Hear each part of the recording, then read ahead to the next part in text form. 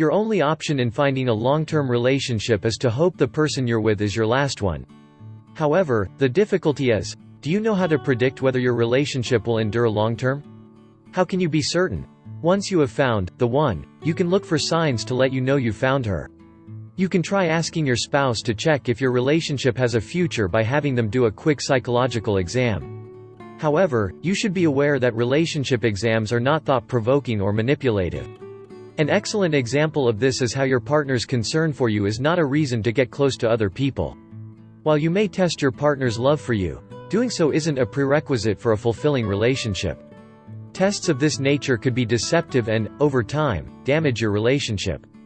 Besides asking how compatible you are, there are additional tests that are more straightforward. If you want to know if your relationship with your significant other will last, then simply take our relationship test. But before we continue with our video, we are requesting all of you to please subscribe to our channel, Billyver. And just like you, we are believers of love and happy relationships, and our main goal is for you to build great relationships with the ones you love. Please subscribe to our channel and comment, "I am a believer of love," so we can officially welcome you to our channel. May all of you be well, especially during this time of pandemic and wherever you are in the world. We hope and pray for your safety and good health. Number 1, the desirability test. Even if you have a bad day, you shouldn't feel uneasy. To find out if your spouse can make you feel attractive and desirable even when you don't feel it yourself, relationship expert and author April Mazzini advises that you ask yourself, do they consistently make me feel attractive and desired? The second on the list is called the money test. In a relationship, money is not everything, but it is quite significant. Do they manage their finances well? Is their financial plan in agreement with your financial goals? It can cause arguments in the future if one of you is a spender while the other is a saver. Money is among the top stress factors in relationships, according to extensive research. When it comes to relationships and spiritual training, Eliyahu Jian, who is also a relationship expert and spiritual teacher, tells Bustle that it is important to pay attention to your partner's spending habits. If you dine out, do they neglect to tip the server? Would they want to boast about the pricey purchases they like to make? When it comes to money, you should align your beliefs with your attitudes. The loyalty test is number 3. According to Mazzini, they have proved their dedication if they make you feel that there are no impediments standing in their way. No matter what else your partner has going on, it's crucial to feel like a priority to them. In her view, if your relationship allows you to feel like you're number 1, it's in good form. The 4th test is the family test. What kind of treatment does your partner give to your parents? All of your siblings? People who genuinely care about you. If your partner goes out of their way to be generous with the people you love, it's a sign that they're truly invested in you and what you have to offer in your relationship, according to Mazzini. It doesn't matter how much your partner loves you, if they are not nice to the people closest to them. While talking about potentially mature relationships, she says, they might not have the maturity to deal with relationships where people will constantly be in your life. Number 5, the in sickness test.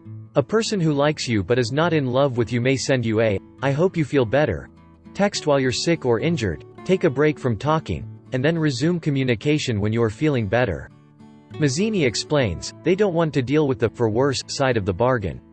However, if your lover brings medicine, chicken soup, and love, they've demonstrated their devotion to you. She thinks that getting to know someone who is sick takes time and commitment. But, next time you catch a stomach illness or a terrible cold or flu, observe how your partner measures up. Number 6, the self-test. It's in the bond between you as an individual where lasting happiness begins. There are numerous things that stand in the way of your full self-opening, such as your own preconceived notions. Dr. Borg says when this happens, you're more likely to find yourself in an intimate relationship, where people establish and sustain a set of values, behaviors, and beliefs that safeguard them from the risk of love. The word meaning means you should maintain yourself at a safe distance since you don't want to get wounded. So if you want a healthy relationship, both of you should be able to pass this self-test. Think about this. Do you have a need to repair people? Is it simply to your benefit that you go out of your way to do things for your partner, to little or no return? If this is true, you may need to discover why. And number 7, the communication test. This is the most significant one of all the tests your spouse can pass. Jian claims that the majority of people can relate to others on a bodily level, and as a result can be assessed on the desirability scale.